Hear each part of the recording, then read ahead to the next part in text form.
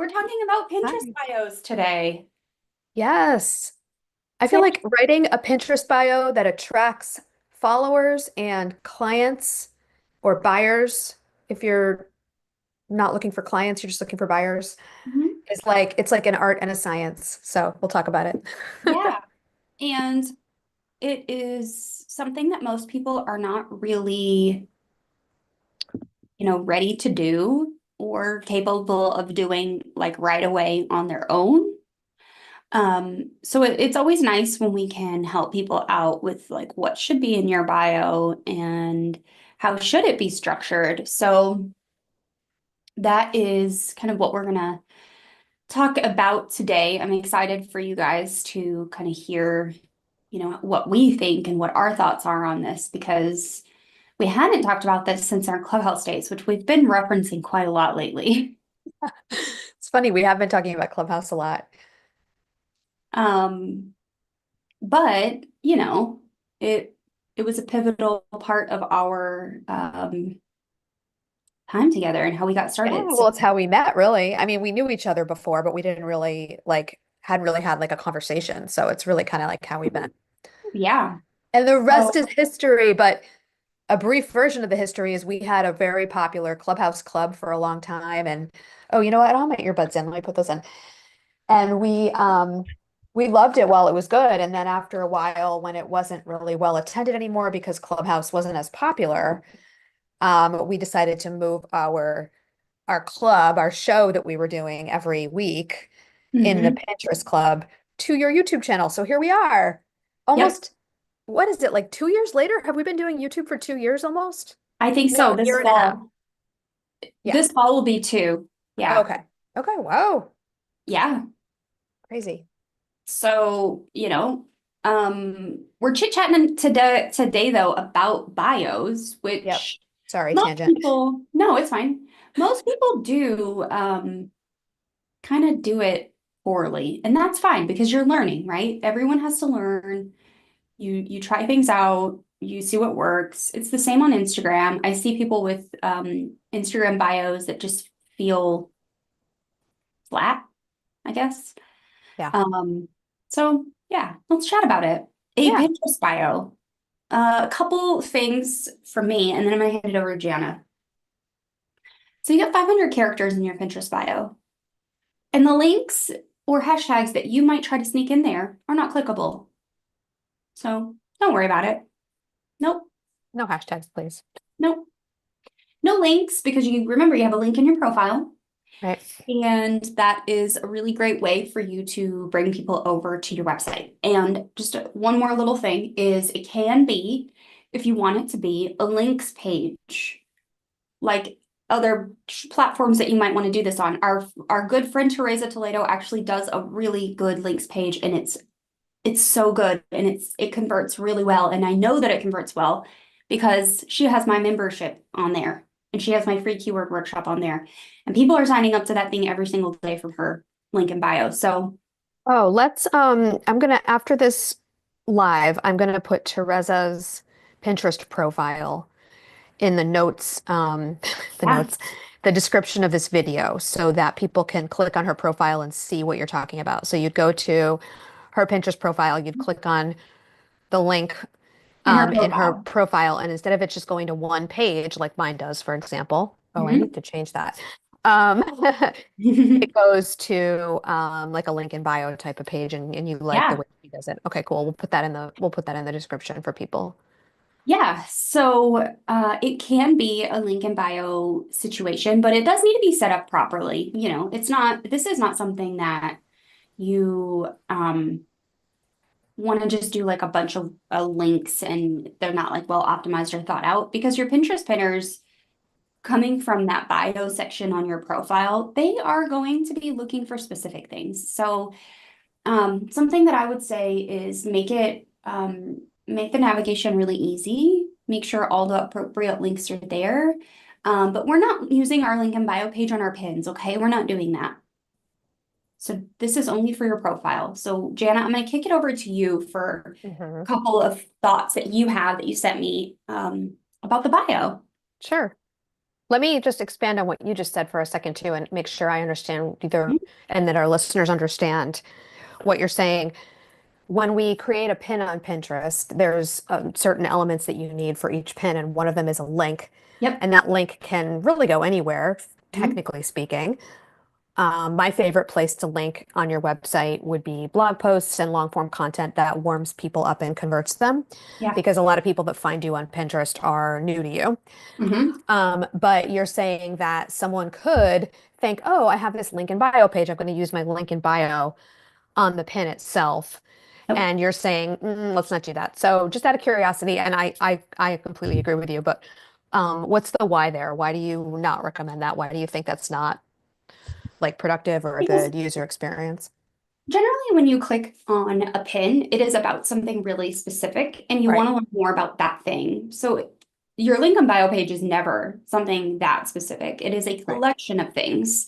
The same with like the homepage on your website. If the homepage on your website is the claimed URL you have Yeah, on your Pinterest profile and people are going there, they're going to then have to do a little digging to find what they were looking for.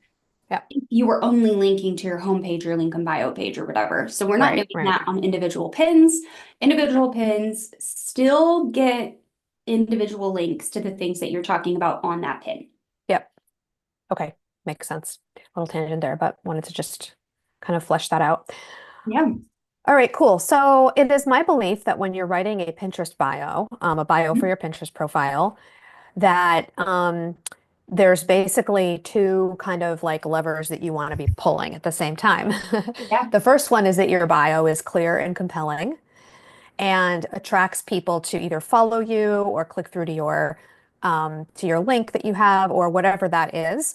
So Mhm. basically, we want to think like what's in it for them, right? So it's like it's not really, even though it's a bio is also called like an about me section sometimes.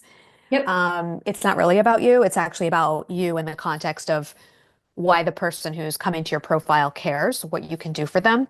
Mhm. So that's the first element or lever that you need to be pushing with your pulling. Do we push or pull? I guess we pull levers with your bio.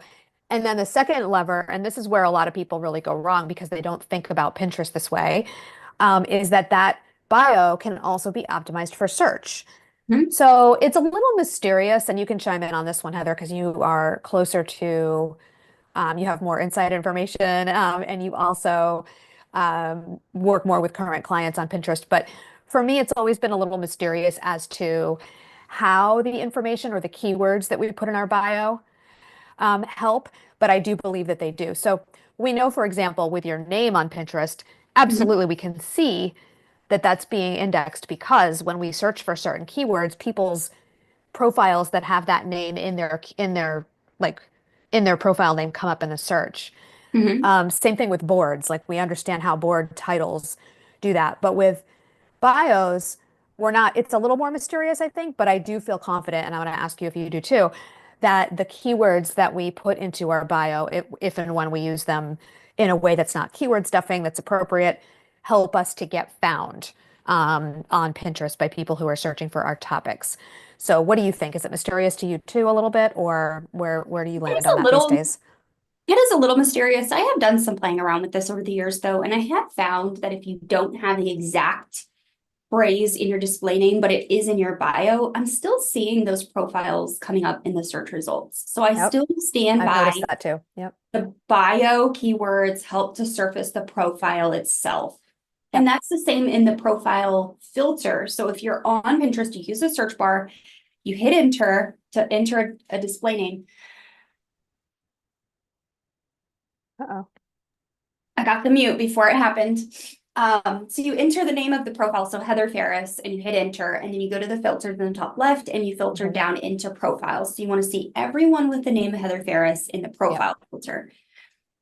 If you actually searched for Pinterest marketing strategist or Pinterest educator in that search bar, and then you went to profiles and you hit go, and then you Hmm. filtered out, you're still going to find people with that in their bio in that Hmm. search result. Right. And we're not necessarily saying that a lot of people do that, what you just described. We're just saying that when you do that, it's showing us that Pinterest is indexing the bio essentially, right? So that's actually where you're going Yeah. with that. most users probably aren't really using it that way, although I think occasionally they might if they're looking for people they can learn a certain skill from. For example, Pinterest marketing would be a good example of that. Yeah. Or There, maybe I'm looking more for like for more vegan recipes because I'm, trying to have those come up in my feed more and I'm looking to try to follow some more people who have lots of vegan recipes. I might go in that way and look for vegan recipes and then filter down to profiles and then follow some people who look like they, are regularly putting out vegan and plant-based recipes, for example. Um, but probably not as often as people just use it just to search vegan plant-based recipes and then find you that way. yeah. I think the majority in terms of kind of how I should do a video on this. Like, what are all the different ways that people can find you on Pinterest? I'm gonna write that down. I'm gonna do a video on that in June Oh, I love that. Yeah, I think that would be great. because I already have all my topics figured Yeah. out through the end of May. Yeah, you can talk about the different pieces, like the different, places to optimize and also like the different surfaces. I don't know if they still call it surfaces, but yeah, Yeah. that would be cool. All right, well, we won't take up everybody's listening time with brainstorming your next video, but Um, that sounds but great. in Okay. kind of order of operations, people are first Yep. looking for content based on keywords. Hmm. Then they are looking for content based on filters. I honestly do not know, and I'm gonna actually go to Pinterest and find out if there's any data to show this. Hmm. They offer those filters for a reason. They have taken previous filters away. Hmm. They took the shop tab away on the profiles. So they do take features away that they notice people are not using. Hmm.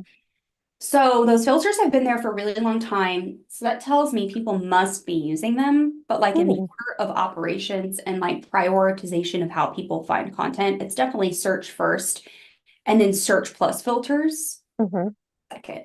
Yeah. I'm Okay. gonna ask. Interesting.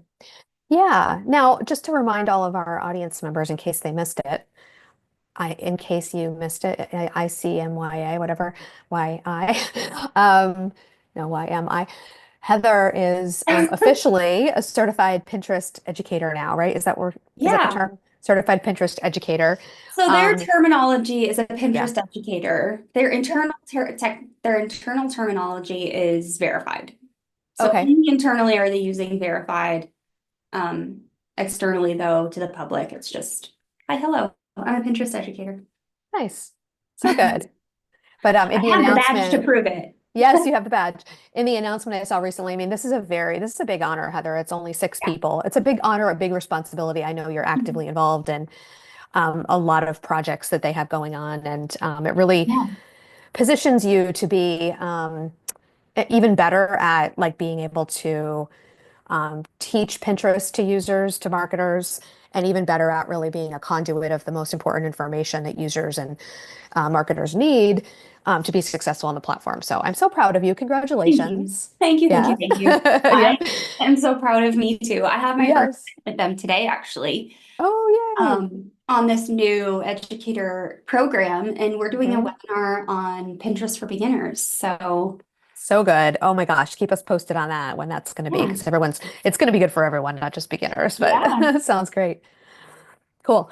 Okay, so back to bios. Uh-huh. Um, so basically, from a practical perspective, for people who are watching, who are like, "All right, girls, how do I, make my bio better?"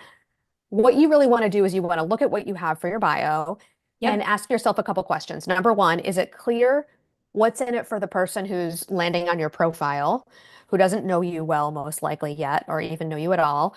What's Yep. in it for them?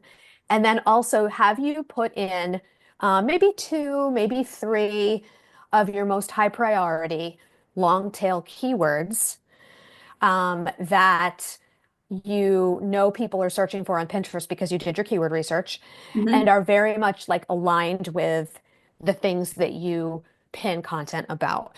So the way I teach things in Pinterest with Purpose, and I know you have a similar method, is not a, well, we have slightly different methods for this in terms of how important this piece is. But I teach one of the first steps is that we do keyword research, find out what people are searching for that match up with your niche.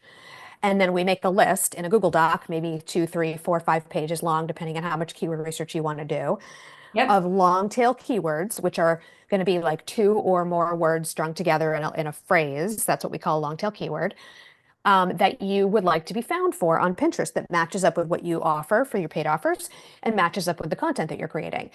So once you have that list, that keyword list, you can do all kinds of things with it. And one of the things that I recommend people do is to choose, um, like I said, 2 or 3 of those long tail keywords to put in their bio. So I Yep. have some examples that are in a blog post of mine that I can share. The first one is, and these are kind of, I did this like makeover style. I think I was thinking about Clinton and Stacy from What Not to Wear. Do you know them? Yeah. Okay. I don't know if you were too young. I'm No, I sure a lot watched of our those. viewers remember. Okay. I did it like what not to wear, like makeover style in this blog post, which I'll also put in the description of the video. But um, so before, this is a before for a midlife health coach. So for those of you who aren't familiar with me yet, I work with a lot of coaches and service providers on helping them with their blog, making sure it converts, and also Yeah. for a long time I did Pinterest marketing, and I still do a little bit of it, although I've moved way more towards blog writing. But to help that crowd, essentially, the coaches and service providers. So here's an example for a midlife health coach. Here's the before. This is what I would not recommend. Health coach and content creator, obsessed with slow aging and nutrition, living in the Midwest, wife, mom of 2 humans, and a fur baby. Okay.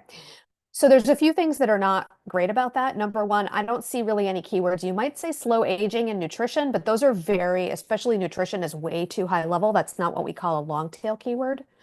So it's going to be really hard for you to rank for nutrition anyway. So that's not really, shouldn't be a high priority keyword in general for this person. Um, and, she didn't say anything about who she serves, really. And the stuff about living in the Midwest and the wife and mom of 2 humans and fur baby, it's cute, but it doesn't really do anything to help her get discovered by new people. And at this point, like usually on Pinterest, people are finding you again for the first time, or they don't know you well, so they don't really care, to be honest. They really care about what you could do for them, not about where you live or, who's in your family or anything. And then the other thing I noticed in this bio is that the person wrote health coach and content creator. So it's like they're trying to make their bio about who they are when actually, again, we really want it to be about the other person, the person who's reading it. And as a byproduct of that, health coach is not what you want to be found for. People aren't really going to Pinterest searching for health coach. They're searching for things like um, what to, eat in midlife to help balance your hormones, or my periods are getting bad in midlife and like, what can I do about it? Things like that. I mean, those might not be the words, but they say you know, like perimenopause periods or something like that. They're not looking for like a health coach. So by putting our title, if you will, in the bio, we're doing 2 things. We're making it more about us, which doesn't really resonate on Pinterest as much as it might in a different place. And we're also not doing ourselves any favors with getting found. If you search health coach right now on Pinterest, you'll notice that what people are looking for when they're searching for that is actually how to run a health coach business or start a health coach business. That's what that search is really more about on Pinterest. So that's a great search for me, but it's usually not for someone like this midlife health coach. So instead of that, here's what I would recommend. Midlife healthy living coach. I help you stay strong, increase energy, and slow down aging. Pinning about workouts in your 40s and 50s, midlife nutrition, and more. So you're still saying you're a coach, which is fine. You don't have to like drop that identity altogether just because you're on Pinterest. Um, and you're instead of saying what you do and what you are obsessed about, slow aging and nutrition, you're turning it around and saying, I help you stay strong, increase energy, and slow down aging, right? And then and then the last line you'll notice this is kind of a little trick that I always love to do for bios that I still do, is just simply adding a sentence that is about what you're pinning about. Because when you do that, you're letting the person know what to expect from you and why they might want to hit that follow button, right? Because, oh, I'm interested in workouts in my 40s and 50s and midlife nutrition for sure. Follow. But you're also incorporating keywords. So workouts in your 40s and midlife nutrition are both things that are being searched on Pinterest that are keywords that are long tail keywords that would be reasonable for this person to get like discovered for, and also help give Pinterest more context about what your pins are about, what your boards are about, so they can serve them to the right people who are looking for those things. So that's the before and after. It's just an example, but that's kind of like my strategy, like come to life with those like two levers. Lever one, make it about them, not you. Lever two, use keywords, long tail keywords. So Yep. what do you So think? that's pretty much what I do. So I want people to understand that we need to tell people who we are and how we help them Right. really quickly. Just a couple sentences because you get cut off after a certain amount of characters. And it really just Right. depends on the length of your words where you get cut off. But Yep. people will have to click more in order to read the full thing. So you want to make sure you put all of the most important information in the first sentence, Hmm. ideally towards the beginning of the first sentence. So I really like how you phrase that midlife, Healthy uh, living coach. healthy living coach. So Yep. so And important. you make a good point because these bios that I wrote in this blog post, I actually wrote this before they extended the character limit to 500. So these are shorter than they need to Yeah. be. Yeah. Um, but they're still, they're still when you say putting the most important information at the beginning, I think most important from the first lever perspective, like what does the person need to know about why you should matter to them should be at the beginning. I'm gonna just quickly, I'm searching for my profile. I'm gonna quickly tell you how many characters are in mine, Mm. Hmm. and you will get an understanding then of like what your character count is generally. So let's just do, Yeah, 500 is the same character count as pin descriptions, right? So it's pretty yeah. long. You've got a lot of space to work with. You don't have to use it all, but you do have the ability to. The downside, you have to be careful since you have 500 characters. A lot of people might think, oh, great, keyword stuff. We don't want to keyword stuff. We don't want to just make our bio Oh, like a list of keywords. I mean, you could add more than two or three. You could add maybe four, but you want to incorporate them artfully in sentences. You don't want to just like be like pinning about this, and this, just because it all fits in no. your bio. Right. So I have 165 characters before it. That's the old maximum. Yeah, so it's 165 characters is where it cuts off and you have to click Oh, more. So you get yeah. 500 total, but 165 characters are showing. Uh-huh. So Yep. yeah, just make sure you prioritize that, test around with it, put it in there, see how it looks. Hmm. Um, I just recently actually had ChatGPT update my Pinterest bio for me. So I took my existing bio, I Nice. told the chat exactly what I wanted, the new keywords I wanted to incorporate, and then I hit go and it created a new one for me. And Ah. when I tell you it was so good because I'm Hmm. using my version of my Pinbot, Hmm. um, which I posted a video about yesterday. Okay, Ah, okay. let you guys Bot know. video. Pinbot Um, video. We're ready, fresh for watching. I had to make very few tweaks. I was shocked. So good. Yeah, So people can use your Pinbot to write a bio, yeah. sorry. Cool. Pinterest bio, display name. It And can outline. remind me how people can get their hands on your Pinbot. It's in my store. It's actually linked in the description of yesterday's video. So I just recommend it. Possible. Okay. So it's something that you have that's available for purchase at a low cost, and then it's also inside your membership, right? Yep, it's also in my membership. Okay. And when people It's, get the Pinbot, do you just give them the bot itself only, or is there training on it? What comes with the Pinbot if you just buy it? so I made yesterday's video as a starting point for a future series inside the membership of like how we use the Pinbot like behind the Okay. scenes. So Hmm. there are a number of videos that you can watch, for example, use cases of how to use it. Hmm. There's documentation in the bot delivery itself of example use cases, and you can also just ask the bot, "How can I use you?" Nice. And it'll tell you. That's so smart. My gosh. So I try to Smart make on it your part and smart on possible. the bot's part. So crazy. Yeah, It's a brave new world. try to make it easy. So Hmm. that's it. But you get the bot and you also get updates. So anytime I make updates to it, because Hmm. ChatGPT has made updates and we have to kind of finagle things around, you get them. You don't have to repurchase or anything like that. So the bot can write your bio Hmm. along the framework of what Jana and I are talking about today. Love it. So But you good. can also write it yourself. Hmm. Like you don't need to buy anything in order to write a killer bio. You can just, we believe in Yeah. Yeah. Yeah. Yep. Totally agree. Totally agree. And you can fool around with it and change it. Like you can put something in there right now that just is okay for now, and you can always change it if you have a different way to Yeah. think about, how you I'm describe gonna yourself in the future. Where do we change the bio, Heather? I'm gonna quickly just share my screen.